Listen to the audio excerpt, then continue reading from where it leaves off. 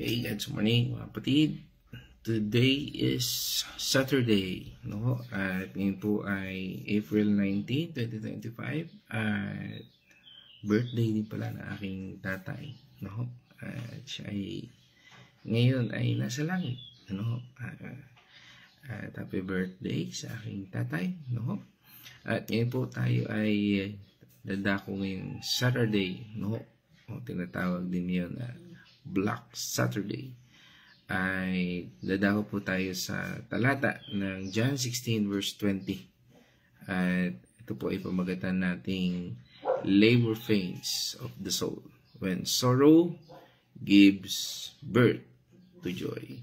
At sa ating pagpapatuloy, tayo po ay dadako sa ating pagbabasa ng scripture at sa ating pananalangin. At sasamahan po tayo ng aking partner ngayon.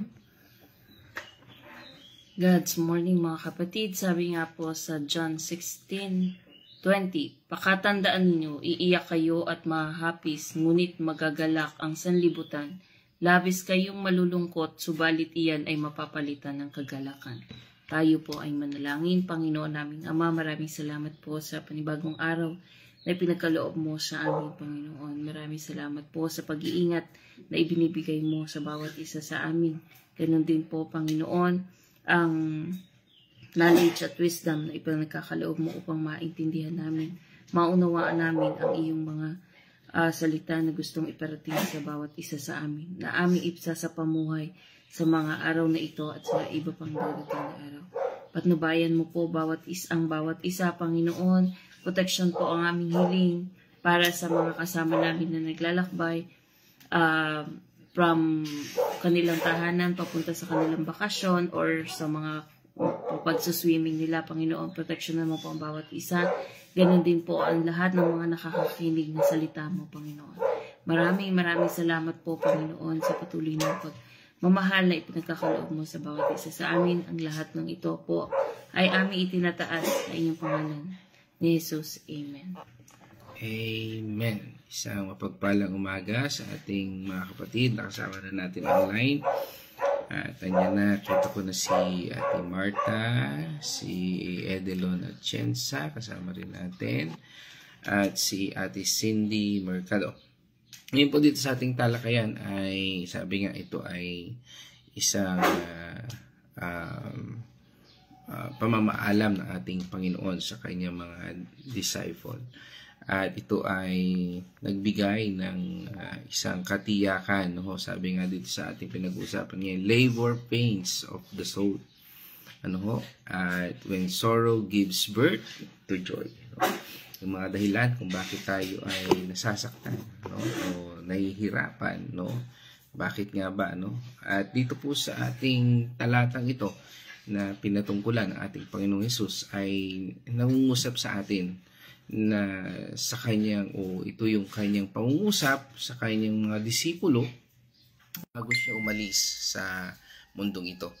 At bagamat dito ay nagpaalam po siya sa kanyang mga disipulo bago siya maaresto at mapako sa krus at muling mabuhay.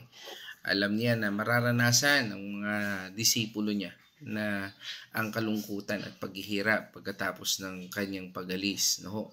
At sa panahong ito, puno ng kaba at pag-alala ang mga disipulo. Hindi nila alam ang mangyayari sa kanila pagkatapos mawala ng ating Panginoong Hesus. Ang layunin po ng ating Panginoong Hesus sa talatang ito ay ihanda ang mga disipulo na ngayon ay atin din pong pinangahawakan, na alam natin na ang Panginoon Diyos ay mabubuhay na muli sa takdang panahon, no? At dito ipinaalala niya sa bawat disipulo ng ating Panginoong Hesus ang bagamat nandun po ang kalungkutan, ay ito po ay pansamantala lamang at ito po ay mapapalitan ng tunay na walang hanggang kagalakan. Dito binigyan diin po ng ating Panginoong Hesus na ang pananaw na ng patungkol sa pag-asa at sa gitna ng anumang pagdurusa, no? Kung tayo man ay dumarating sa punto na yon, ay ito po yung pangako ng ating Panginoong Diyos. Ang paghihirap ng kaluluwa o ng soul, no, ay binanggit ng ating Panginoong Hesus ay hindi lamang isang emosyonal na karanasan.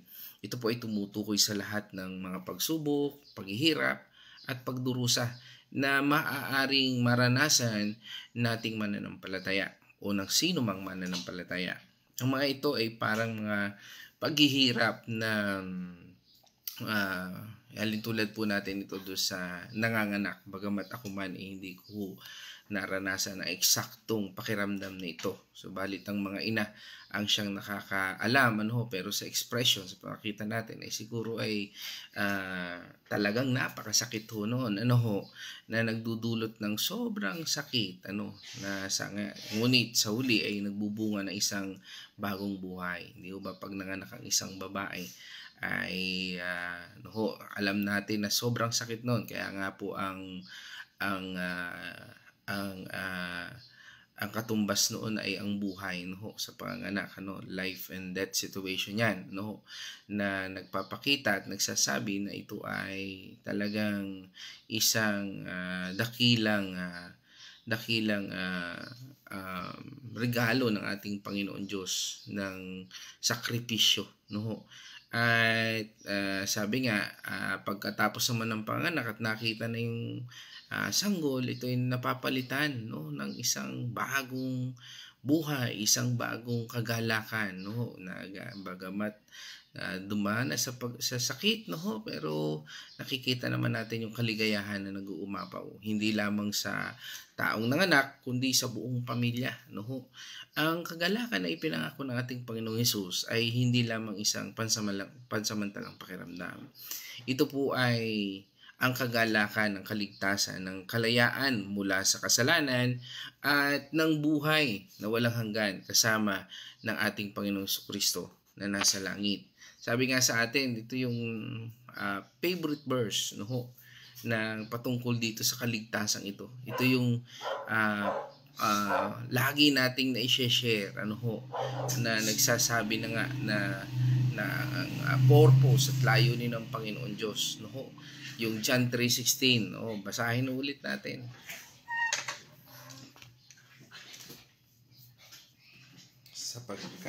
Sapagkat ganun na lamang ang pag-ibig ng Diyos sa sangkatauhan, kaya't ibinigay niya ang kanyang kaisa-isang anak upang ang sinumang sumampalataya sa kanya ay hindi mapahamak kundi magkaroon ng buhay na walang hanggan. Amen. Ang kaligtasang ito ay isang regalo mula sa ating Panginoon Diyos. Hindi isang bagay na tayo ay masasabi nating nararapat,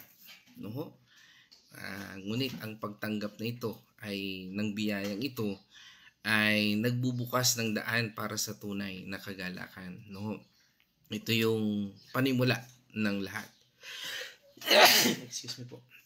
Na kung tayo ay tatanggap sa ating Panginoong Jesucristo, tayo ay magkakaroon ng buhay na walang hanggan. At ito po ang simula ng ating pagkakasundo sa ating Panginoon. Sabi nga, dati tayo yung mga kaaway ng Panginoon Diyos, subalit nung tinanggap natin si Kristo bilang ating Panginoon at tagapagligtas, ito po ay nagsimbolo ng pakikipagkasundo natin sa Diyos. Ito po ang pinakamalaking kaloob na may bibigay niya sa atin. Wala nang hihigit pa. At ito nga yung kasagutan, ito ang daan, nasasabi natin, at ang ito yung nagbibigay sa atin ng dahilan o nagbibigay sa atin ng isang way, upang tayo ay makalapit sa ating Panginoon. Sabi nga doon sa Romans 5 verse 11. Sapagkat napawalang sa 11. Teka lang. Mali ako. Romans 5:11. Yung hindi lamang iyan, tayo'y nagagalak at nagpupuri sa Diyos sa pamamagitan ng ating Panginoong Hesukristo, sapagkat dahil sa Kanya ay tinanggap tayo bilang mga kaibigan ng Diyos. Okay, ang pakipagkasundong ito ng ating Panginoong Diyos, ang sabi nga, ang pinakamalaking kaloob niya sa atin. Ito ay ang kaligtasan mula sa kasalanan at kamatayan at ang pagiging anak ng Diyos. Kaya nga nasasabi natin na tayo ay anak na ng ating Panginoon Diyos kung atin siyang tinanggap. Subalit kung hindi tayo sigurado na tayo anak ng Panginoon Diyos, meaning to say, hindi mo pa nauunawaan ang salitang tayo ay mga anak ng Diyos. Hindi ibig sabihin nun, hindi mo pa tinanggap si Kristo bilang iyong Panginoon at tagapagligtas. Parang isang bagay na kung tayo ay binigyan ng regalo, hindi natin alam na meron pala tayong parang sabihin natin ay kung tayo ay niregaluhan ng isang sapatos, no, na maganda, no? Subalit tayo ipupunta sa isang pagsasalo-salo at ang suot pa rin natin ay ang lumang sapatos. At yung tao na nagbigay sa atin, na siyang nag-imbita rin sa atin sa piging na yun, ay makikita na luma pa rin yung ating sapatos. Di ba? Subalit alam niya na binigyan ka na yan ng bagong sapatos. No? At pagtatanong, bakit luma pa rin ang iyong suot? No? Ay sa dahilang maaring hindi mo binuksan o hindi mo tiningnan ang regalo ng nag-imbita. At ang siguro ang gusto mo lamang makita ay maari yung handa o yung mga taong darating sa piging na yun. Ito ay katulad ng ating pananampalataya sa Panginoon. Na nung tayo binigyan niya ng isang regalo, ay minsan hindi natin ito nagagamit sa ating Panginoon. Minsan hindi natin nalalaman kung ano ang otoridad ng pagkakaloob ng Panginoon Diyos ng kaligtasan ito sa ating buhay. At marami sa mga tao ngayon ang patuloy na hindi nila maunawaan ang grasya ng Diyos, ang grasya ng kanyang pagmamahal, ang grasya ng sakripisyo ng ating Panginoong Jesucristo. At sa panahon ito na tayo ay nagbubulay-bulay, kaya nga kanina doon sa panalangin, napansin natin na parang ang ating pagbubulay-bulay ay hindi nahuton sa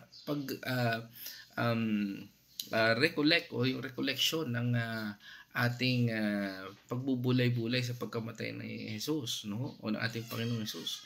Kundi parang naging pagkakataon na para tayo ay magbakasyon, mag-swimming. Hindi masama. Subalit mas maganda rin po na ating alalahanin at bigyan ang ating sarili ng pagkakataon upang maunawaan natin ang tunay na presensya ng ating Panginoon Diyos. Ito po ay hindi lamang sa araw na ito, kundi sa ating araw-araw na pamumuhay. At sa pamamagitan ng ating Panginoong Hesus, tayo ay pinalaya. Kaya maraming mga tao ngayon ang hindi pa rin nakakalaya sa sakit, sa karamdaman, sa kanyang mga circumstances at situation. Maaring minsan nasisisi pa rin natin ang ating Panginoon Diyos sa lahat ng pagsubok na ating pinagdadaanan. Sabi nga, sa pamamagitan ng ating Panginoong Hesus, tayo ay pinalaya na mula sa pagkaalipin ng kasalanan. Sabi sa atin ng Galatians 5 verse 1. Malaya na tayo dahil pinalaya tayo ni Kristo, kaya magpakatatag kayo at huwag nang paalipin pang muli. No? Tayo ay minsan nagiging alipin pa rin ng kasalanan. Nagiging alipin pa rin ng sitwasyon sa ating buhay. Mga kapatid, nakakamit na natin ang kalayaan. At ito ay ipinagkaloob ng Panginoon sa atin upang mabuhay tayo ayon sa kalooban ng Diyos. Ang pagsasakripisyo ng ating Panginoong Hesus ay naglilinis sa atin mula sa ating mga kasalanan at patuloy na nagbibigay sa atin ng pagkakataong magkaroon ng bagong buhay. Kaya nga po sabi sa atin ng 1 Peter 2 verse 24, sa kanyang pagkamatay sa krus, pinasa niya ang bigat ng ating mga kasalanan upang tayo mamatay na sa kasalanan at mamuhay ayon sa kalooban ng Diyos.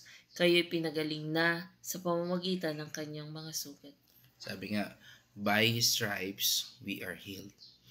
At ito yung mga sugat na kuminsan ang sa atin kahirapan, mismong karamdaman, na minsan bumabalot dito sa kasalanan, no? Kaya nangyari ito sa buhay ko kasi ganito ang ginawa ko. Kaya nangyari ang mga mangyayari. Marami at lagi tayong bumabalik sa pagkakataon na kung minsan hindi natin nakikita ang biyaya ng Panginoon Diyos na tayo ibinago na ng Panginoon Diyos. Maaaring ang sitwasyon natin ay hindi pa rin nabago physically. Pero tandaan po natin, tayo ay binago na ng Panginoon Diyos. At ang pananaw natin at ang ating pagtuon ay naaayon na sa pananampalataya ng Panginoon. Kaya nga meron na pag-aralan din po namin doon sa aming Bible study the other day, last Thursday, ang talata ng 2 Corinthians verse 12 hanggang 13, na 10 hanggang 13, na nagpapatungkol doon sa thorn in the flesh na sinasabi ni Apostol Pablo na sa kanya ay maaring nasa kanyang buhay yun, subalit ito yung patuloy na nagiging kalakasan niya dahil sa pagpapakita ng kahinaan na meron siya. Tandaan po natin, ang buhay na ibinigay ng ating Panginoong Hesus ay hindi lamang ang buhay sa lupa, kundi ang buhay na walang hanggan sa langit kasama niya. Sabi nga doon sa John 10 verse 10, napakagandang illustration din po nito ng ating Panginoong Hesus patungkol sa pagpapala at buhay na walang hanggan na sinasabi niya dito. Dumating ang magnanakaw para lamang magnakaw, pumatay at manira. Naparito ako upang ang tupa ay magkaroon ng buhay, ng isang buhay na masagana at ganap. Amen. Napakaganda na illustration. Sabi doon, dumarating ang magnanakaw. Bakit po? Bakit po magnanakaw ang ginamit na illustration ng Panginoon? Dahil gusto ng Panginoon na nakawan natin, na nakawan ang ating mga pangako ng Panginoon Diyos sa atin. Para pang tayo ay mawasak, at hindi natin makita ang pagpapala ng Panginoon Diyos. Sa kaparehas na ilustrasyon na ating pinag-uusapan natin ngayon patungkol sa buhay na walang hanggan ng ating Panginoong Hesus. Ito po ay nagpapakita ng isang kalinawan na ang Panginoon ang siyang nagtumapos ng lahat sa ating buhay. At ang pamumuhay na ito na pinaanyaya ng Panginoon sa atin ay ang mabuhay kasama niya. At patuloy na tayo ay magtatagumpay sa lahat ng ating hamon sa buhay kung ito ay laging nasa isipan at puso natin. Ito po ang pangako ng Diyos. Sabi nga, ang pangakong ito ng ating Panginoon Diyos ay ang ating pagsasama-sama sa Kanya. Kaya nga po tayo ay tinatawag na church. Dahil sa ating pagsasama-sama sa ating pananampalataya. Ito yung patuloy na ating pagsasama-sama sa ating pananampalataya na pinatutungkulan ng ating Panginoon na kung tayo ay patuloy na magsama-sama, o yung sinasabi po natin fellowship o koinonia, ito po ay magiging katuparan at magiging, sabi nga, mapapalitan po ng kagalakan. Sabi sa atin ng 1 Thessalonians 4 verse 17, Pagkatapos tayo namang mga buhay pa at natitira, ay titipunin sa alapaap kasama ang mga binuhay upang salubungin ang Panginoon sa himpapawid. Sa ganon, makakapiling natin siya magpakailanman. Ito po yung sinasabing rapture, na dahil sa pangako ng ating Panginoon Sos, tayo ay tumanggap sa Kanya. Ang sabi ng pangako ng Panginoon ay tayo ay sasalubungin natin siya sa kalangitan, na kung paano siya umakyat, ganun din ang kanyang pagbaba at kanyang pagbalik. Sa lahat ng propesiya na sinasabi ng Biblia, lahat ito ay natupad na, at ito na lamang ang hindi natutupad. At ito yung inaantay natin bilang isang mananampalataya, bilang isang mga Kristiyano. Subalit marami rin po ang maghihinapis dahil po sa mga hindi po sila naniwala. Ito po ay kalungkutan ng mundong ito.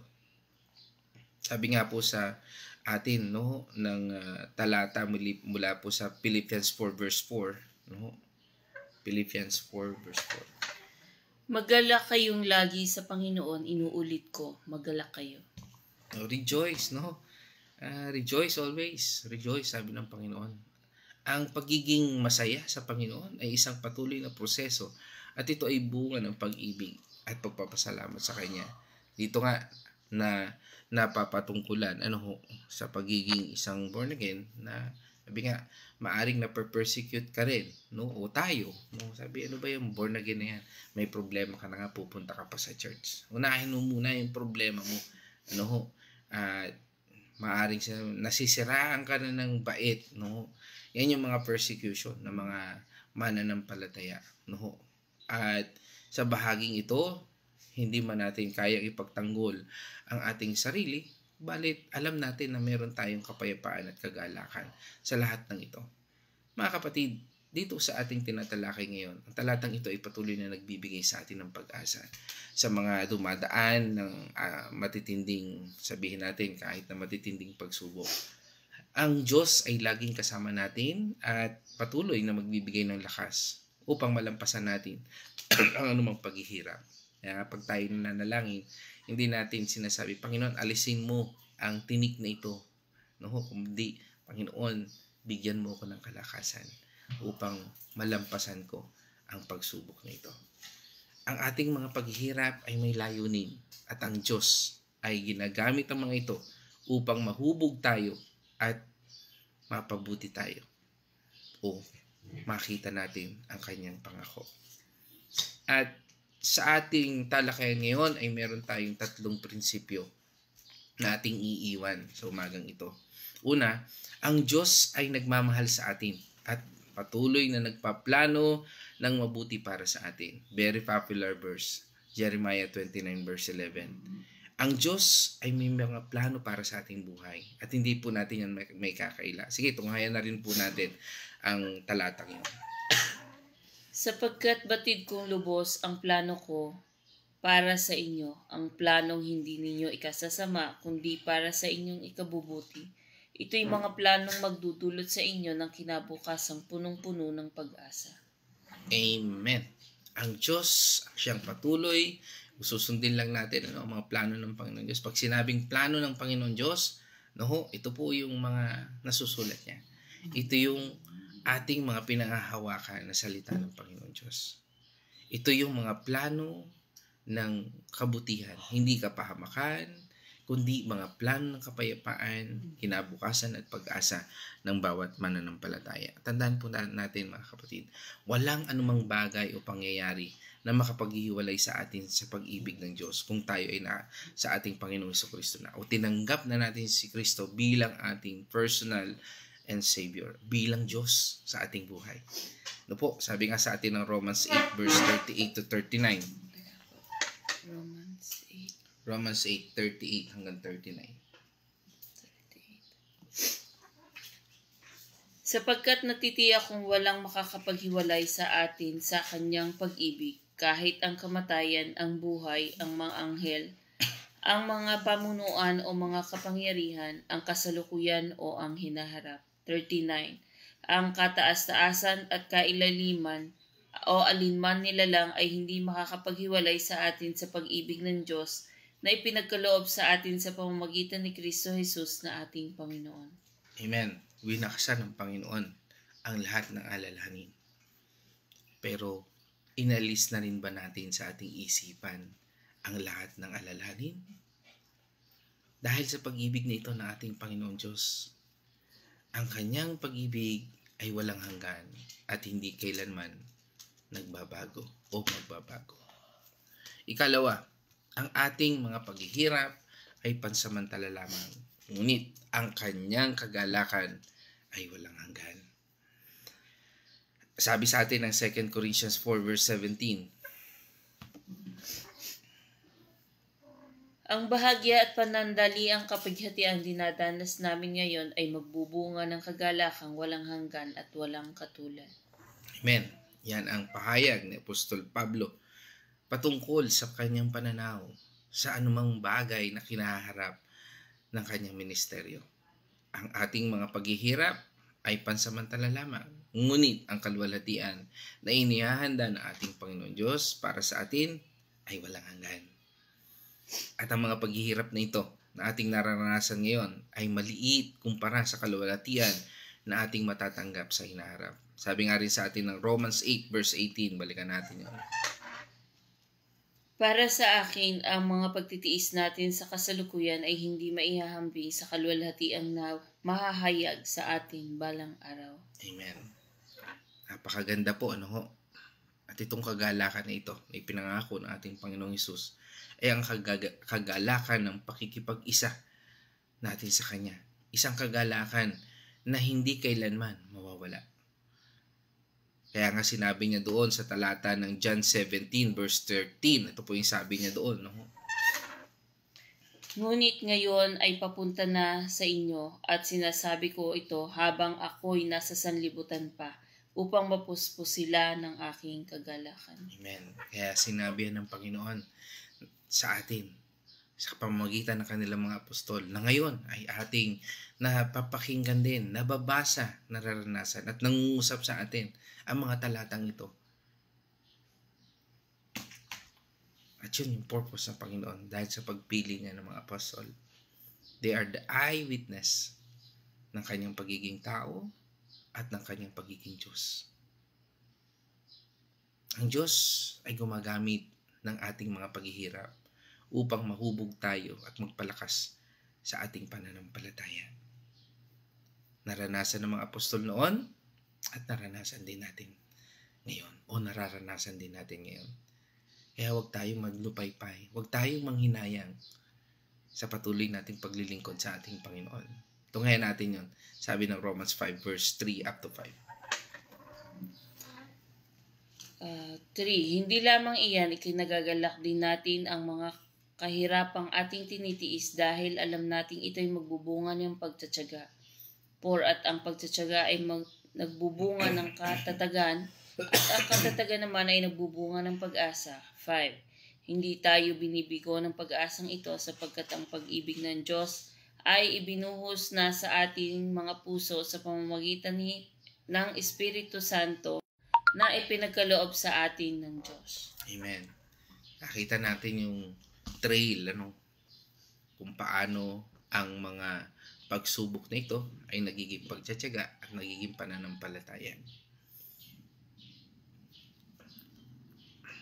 Number 3. Ang ating mga pagsubok, mga kapatid, ay nagbibigay sa atin ng pagkakataong lumago sa pananampalataya at makilala ang Diyos ng higit. Mga kapatid, sa ating pagtatapos sa ating talakayan ngayon o mensaheng ito mula sa John 16:20, ito po ay nagbibigay sa atin ng pag-asa na ang ating kalungkutan ay hindi ang katapusan. Ang Diyos ay nagpaplano ng isang bagong buhay para sa atin na puno ng kagalakan at kapayapaan. Tandaan na ang paghihirap ay bahagi lamang ng ating paglalakbay sa ating pananampalataya. At ang Diyos ay laging kasama natin upang tulungan tayo. Purihin ang ating Panginoon Diyos at sa bago tayo magtapos, nais kong hihingan ang huling pangungusap ang ating partner sa araw na ito. God's morning mga kapatid. Napakaganda po ng ating napag-aralan ngayong araw na ito.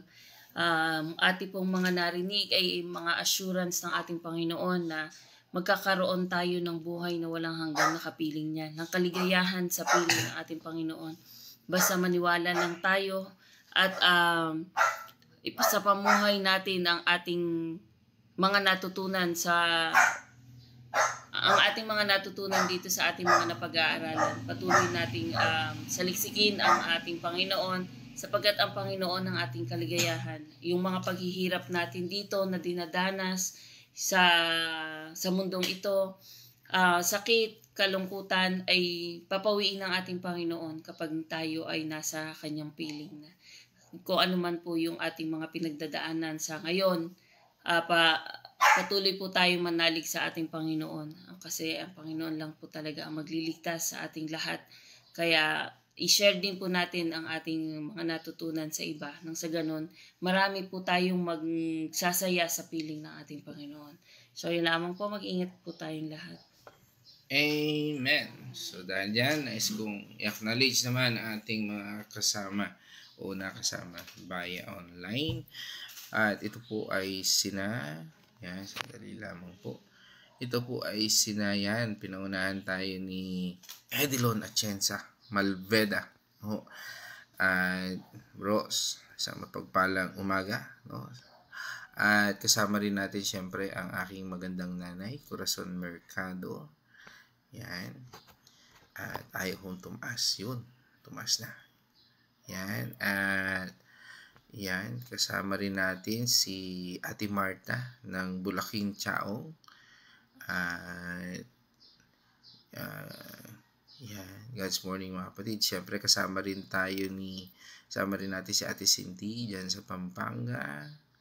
Yan, pagbati ng lahat. God's morning everyone. Lahat po yun ay bumati. Ano?